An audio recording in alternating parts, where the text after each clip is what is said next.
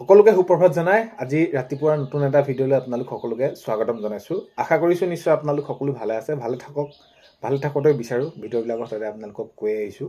তো আজি হৈছে 11 মাৰ্চ। আজি ৰাতিপুৱাৰ কেইটামান গুৰুত্বপূৰ্ণ খবৰ আপোনালোকলৈ লৈ আহিছোঁ। খবৰকেইটা আপোনালোকৰ বাবে বহুত বেছি গুৰুত্বপূৰ্ণ। ভিডিঅ'টো আপোনালোকে শেষৰলৈকে চাব বুলি আশা কৰিলোঁ। শেষত আপোনালোকে ভিডিঅ'টো চাই আপোনালোকৰ মতামত কমেণ্টৰ জৰিয়তে জনাব। আৰু আপোনালোকক এইখিনিতে এটা অনুৰোধ কৰিম, সদায় আপোনালোকক ভিডিঅ'বিলাকত কোৱাৰ দৰে চেনেলটোলৈ আপোনালোক যিসকল নতুনকৈ আহিছে চেনেলটো ছাবস্ক্ৰাইব কৰাৰ লগতে কাষতে থকা বেল আইকনটো প্ৰেছ কৰি অল কৰি থ'ব, যাতে নতুন এটা ভিডিঅ' দিয়াৰ লগে লগে আপোনালোকে আগতীয়াকৈ চাবলৈ পায়। যদি ভিডিঅ'টো চাই ভাল পায় লাইক এটা কৰি দিব আৰু শ্বেয়াৰ কৰি দিব বুলি আশা কৰিলোঁ। প্ৰথমটো খবৰ হৈছে নিযুক্তি লৈ। তো এতিয়া যোৱা 5 বছৰত আমি দেখিলোঁ যে 1.5 লাখতকৈ অধিক যুৱক যুৱতীয়ে নিযুক্তি পালে বিভিন্ন বিভাগত। এতিয়া মাননীয় মুখ্যমন্ত্ৰী মহোদয়ে জনাইছে আগন্তুক সময়ত আৰু 2 লাখ চাকৰি দিয়া হ'ব বুলি মাননীয় মুখ্যমন্ত্ৰী মহোদয়ে জনাইছে।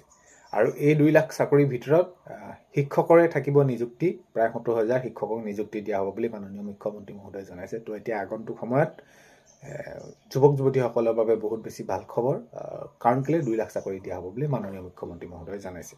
তো আগন্তুক সময়ত গম পোৱা যাব। আগন্তুক এতিয়া 26 নিৰ্বাচনো আহিছে, নিৰ্বাচনত কোনে কেনেদৰে সেইখিনি জয় লাভ কৰে সেইখিনি সময়ত গম পোৱা যাব। কিন্তু মাননীয় মুখ্যমন্ত্ৰী মহোদয়ে সেইখিনি তেওঁলোকে জনাইছে যে আমি যদি আহোঁ, আমাক যদি মৰম দিয়ে, আমি নিশ্চয় 2 লাখ চাকৰি সেইখিনি দিবলৈ চেষ্টা কৰিম।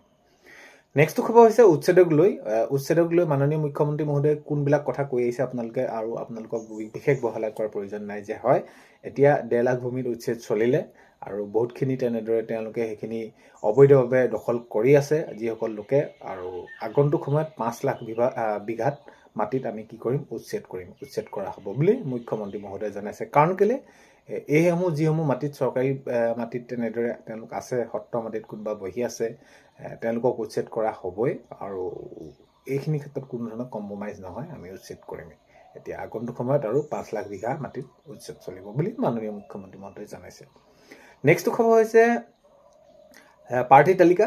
বিজেপি প্ৰাৰ্থী তালিকাক লৈ পিনি বহুতে প্ৰশ্ন কৰিছে, সেইখিনি প্ৰশ্ন উত্থাপন হৈছে। মাননীয় মুখ্যমন্ত্ৰী মহোদয়কো সেইখিনি প্ৰশ্ন কৰা দেখা গৈছে সাংবাদিক বন্ধুসকলে। তো তেতিয়া তেওঁ মাননীয় মুখ্যমন্ত্ৰী মহোদয়ে এটা কথা জনালে যে আমাৰ প্ৰাৰ্থী তালিকা এখনেই হ'ব, আৰু তাত দ্বিতীয় তৃতীয় তেনেকুৱা ধৰণৰ কোনো নাথাকে, আৰু অতি সোনকালে এই 15 তাৰিখৰ ভিতৰত প্ৰাৰ্থী তালিকা প্ৰকাশ পাব বুলি মাননীয় মুখ্যমন্ত্ৰী মহোদয়ে জনালে। আগন্তুক 26 নিৰ্বাচন যিহেতু আহি আছে, নিৰ্বাচনৰ প্ৰাকখনত এতিয়া বিৰোধীয়ে তেনেদৰে তেওঁলোকৰ সেইখিনি কি কৰিলে, প্ৰাৰ্থী তালিকা ঘোষণা কৰিলে প্ৰথমখন। তো এতিয়ালৈকে কোনো ধৰণৰ তেওঁলোকৰ এই যি প্ৰাৰ্থী তালিকা বিজেপি ওলোৱা নাই বাবে এইখিনি প্ৰশ্ন উত্থাপন হোৱাত মাননীয় মুখ্যমন্ত্ৰী মহোদয়ে তেনেদৰে তেওঁ প্ৰশ্ন উত্তৰ দিয়ে যে আমাৰ এখনেই প্ৰাৰ্থী তালিকা ওলাব আৰু সকলোখিনি হৈ আছে আৰু 15 তাৰিখৰ আগতে ওলাব।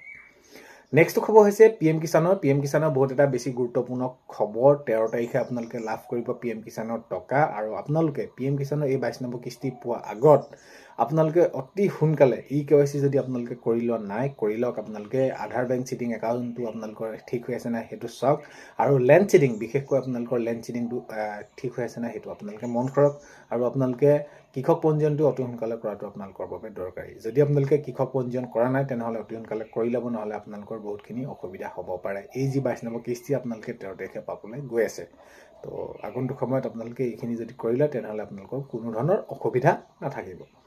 নেক্সট খবৰ হৈছে চৰকাৰী ঘৰৰ ক্ষেত্ৰত বহুত এটা বেছি গুৰুত্বপূৰ্ণ খবৰ। তো চৰকাৰী ঘৰত আপোনালোকে যিসকলে জিঅ'টেক কৰিছিলে, শেহতীয়াকৈ এতিয়া যিসকলে জিঅ'টেক কৰিছিলে তেওঁলোকৰ আপোনালোকৰ লিষ্ট নিশ্চয় আহিছে। লিষ্টৰ মতে আপোনালোকক ঘৰত ভেৰিফিকেশ্যন কৰিছে, আকৌ ফটো নিছে। তেতিয়া মাননীয় মুখ্যমন্ত্ৰী মহোদয়ে জনাইছে যে এই যে যিসকল লিষ্ট আহিলে, আপোনালোকৰ লিষ্টত নাম আহিলে, সেইসকলে আপোনালোকে অতি সোনকালে চৰকাৰী ঘৰ পাবলৈ গৈ আছে।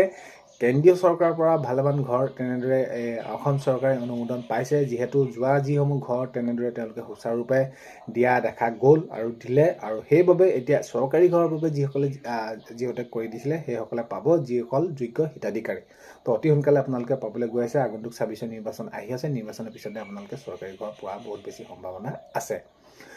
নেক্সট খবৰ হৈছে জন আশীৰ্বাদ যাত্ৰাৰ দ্বিতীয় পৰ্যায়ৰ অতি সোনকালে হ'ব বুলি মাননীয় মুখ্যমন্ত্ৰী মহোদয়ে জনাইছে। এতিয়া এই যি নিৰ্বাচনৰ তাৰিখটো ঘোষণা কৰাৰ ওপৰতে নিৰ্ভৰ কৰি এই দ্বিতীয় পৰ্যায়ৰ জন আশীৰ্বাদ যাত্ৰা আমি তাৰিখটো ঘোষণা কৰিম, কাৰণ কেলৈ প্ৰথম পৰ্যায় সেইখিনি শেষ হৈ গ'ল। এতিয়া দ্বিতীয় পৰ্যায়ত এই নিৰ্বাচনৰ তাৰিখৰ ওপৰতে নিৰ্ভৰ কৰি আমাৰ দ্বিতীয় পৰ্যায়ৰ আৰু সোনকালে এইখিনি কৰা হ'ব বুলি জনাইছে। যদি কিবা কাৰণত বিহু পিছলৈ নিৰ্বাচন গুচি যায় তেতিয়া আমাৰ তৃতীয় পৰ্যায়টো এনেদৰে জন আশীৰ্বাদ যাত্ৰা চলিব বুলি মুখ্যমন্ত্ৰী মহোদয়ে জনাইছে। নেক্সট খবৰ হৈছে অৰুণোদয় আঁচনি। অৰুণোদয় আঁচনি যদি আপোনালোকে যোৱাকালি নাপালে তেনেহ'লে আপোনালোকে কি হ'ল পাবলগীয়া আপোনালোকৰ DBT লিংক হৈ আছে নে আপোনালোকে সেইটো চাব, আধাৰ লিংক হৈ আছে নে। যদি আপোনালোকৰ আধাৰটো লিংক হৈ থকা নাই পাবলগীয়া আপোনালোকে তেতিয়াহ'লে আপোনালোকৰ একাউণ্টত পেণ্ডিং হৈ থাকিব আৰু ইতিমধ্যে সকলোৱে পাইছেই। তো যদি নাই পোৱা আপোনালোকে চিন্তা কৰাৰ বিষয় নাই, লিংক কৰি দিব, আপোনালোকৰ সোমাব। আৰু এটা মাননীয় মুখ্যমন্ত্ৰী মহোদয়ে জনাইছে যে এতিয়াও বহুতখিনি ভালমানখিনি মহিলাই অৰুণোদয় আঁচনি পাবলৈ বাকী আছে, অতি সোনকালে তেওঁলোকক অৰুণোদয় আঁচনিও দিয়া হ'ব বুলি সেইখিনি জনাইছে। আগন্তুক সময়ত মাননীয় মুখ্যমন্ত্ৰী মহোদয়ে জনাইছে যে নতুনকৈ ফৰ্ম দিয়া হ'ব অৰুণোদয় আঁচনি। নেক্সট খবৰ হৈছে যদি আপোনালোকৰ ৰেচন কাৰ্ড আছে, ৰেচন কাৰ্ডখন যদি আছে আপোনালোকৰ বাবে বহুত বেছি ভাল খবৰ। ৰেচন কাৰ্ডত এতিয়া যিদৰে বিনামূলীয়াকৈ আপোনালোকে চাউল পাই আছে, কিন্তু তাৰ সমান্তৰালকৈ আপোনালোকক সুলভ মূল্যত কি দিয়া আছে, দাইল, চেনি, নিমখ এইখিনি দিয়া আছে। আৰু মাননীয় মুখ্যমন্ত্ৰী মহোদয়ে জনাইছে আগন্তুক সময়ত যেনেদৰে এতিয়া আপোনালোকে বিনামূলীয়াকৈ চাউল পাই আছে তাৰ সমান্তৰালকৈ দাইল, চেনি, নিমখ এই যে 100 টকা লৈছে সেইটো আৰু নলয়, ফ্ৰী কৰি দিয়া হ'ব বুলি মাননীয় মুখ্যমন্ত্ৰী মহোদয়ে জনাইছে। লগতে মিঠাতেলো দিয়া হ'ব। আৰু এটা কথা উল্লেখ কৰি কৈছে যে মিঠাতেলটো দিয়া হ'ব এই দাইল, চেনি, নিমখৰ লগতে, কিন্তু অলপ দিনৰ ভিতৰতে মানে সোনকালে নহয়, তৎকালীনভাৱে নহয়, অলপ দিনৰ ভিতৰতে লাহে লাহে তেওঁলোকে সেইখিনি কি কৰিব, চাহপাতো দিয়াৰ ব্যৱস্থা কৰিব বুলি মাননীয় মুখ্যমন্ত্ৰী মহোদয়ে অৰুণোদয় আঁচনি যেতিয়া নেকি এই যোৱাকালি টকাটো ঘোষণা পালে আপোনালোকে তেতিয়া সেইখিনি সকলোখিনি ঘোষণা কৰা দেখা গ'ল। নেক্সট খবৰ হৈছে শিক্ষা ক্ষেত্ৰত আগন্তুক সময়ত শিক্ষাত অধিক গুৰুত্ব দিয়া হ'ব। শিক্ষা ক্ষেত্ৰত ছাত্ৰ ছাত্ৰীসকলৰ তেওঁলোকৰ ওপৰত বেছি গুৰুত্ব দিয়া হ'ব বুলি মাননীয় মুখ্যমন্ত্ৰী মহোদয়ে জনাইছে। আগন্তুক সময়ত এতিয়া যেনেদৰে বাবু আঁচনি, নিযুত মইনা আঁচনিৰ জৰিয়তে ছাত্ৰ ছাত্ৰীসকলক তেনেদৰে তেওঁলোকে সেইখিনি সহায় কৰিবলৈ যিমান পাৰিছে যি কৰিছে, কিন্তু আগন্তুক সময়ত আৰু বেছি শিক্ষা ক্ষেত্ৰত গুৰুত্ব দিয়া হ'ব বুলি মাননীয় মুখ্যমন্ত্ৰী মহোদয়ে জনাইছে।